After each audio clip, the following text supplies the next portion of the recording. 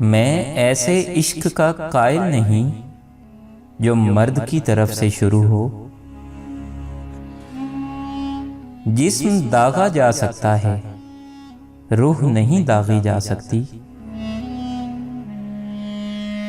عجیب بات یہ ہے کہ جب دو لوگ اپنی خوشی، محبت اور رضامندی کے ساتھ بغیر شادی کے جنسی عمل کرتے ہیں تو ان کے بچے ناجائز ہو جاتے ہیں، اور شادی کے بعد خواہ وہ کتنی ہی بے ادبی، ذہنی اذیت اور گھٹن میں یہ عمل انجام دیں، ان کے بچے جائز کہلاتے ہیں۔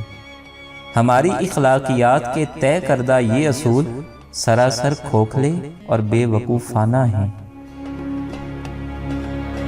مرد کا دل عمرو عیار کی زنبیل کی طرح ہوتا ہے، ہزاروں عورتیں اس میں سما جائیں پھر بھی گنجائش باقی رہتی ہے۔ محبت سیکس کا دوسرا نام ہے۔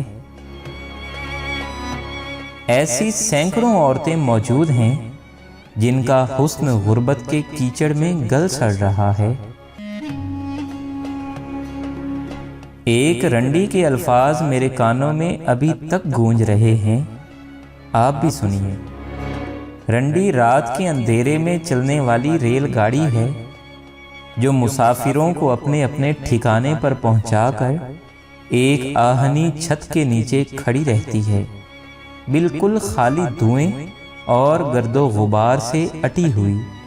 لوگ ہمیں برا کہتے ہیں، معلوم نہیں کیوں۔ بٹوارے کے وقت اغوا ہو جانے والی لڑکیوں کے بارے میں سوچتا ہوں تو میرے ذہن میں صرف پھولے ہوئے پیٹ ابھرتے تھے۔ ان پیٹوں کا کیا ہوگا؟ ان میں جو کچھ بھرا ہوا ہے اس کا مالک کون ہے؟ پاکستان یا ہندوستان؟ مجھے ایسی جگہوں سے جن کو جماعت خانہ، تکیہ یا درس گاہ کہا جائے ہمیشہ سے نفرت رہی ہے۔ میں نے جماعت خانے اور درس گاہیں دیکھی ہیں، ٹخنوں سے اونچا شرعی پاجامہ، بچپن ہی سے ماتھے میں محراب، جو بڑے ہیں ان کے چہرے پر گھنی داڑھی، جو نوخیز ہیں ان کے گالوں اور تھوڑی پر نہایت ہی بدنما موٹے اور مہین بال، نماز پڑھنے جا رہے ہیں لیکن ہر ایک کے چہرے پر حیوانیت مصلے پر بیٹھی نظر آتی ہے۔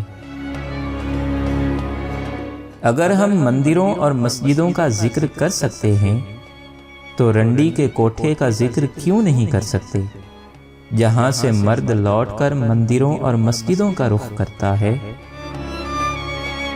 یہ حیا ویا کیا بکواس ہے؟ اگر تمہیں اس کا خیال ہے تو آنکھیں بند کر لیا کرو۔ تم مجھے یہ بتاؤ کون سا لباس ہے جس میں آدمی ننگا نہیں ہو سکتا، یا جس میں تمہاری نگاہیں آر پار نہیں ہو سکتی؟ میں اس کا ذمہ دار ہوں جو میں نے لکھا، نہ کہ جو لوگوں نے سمجھا۔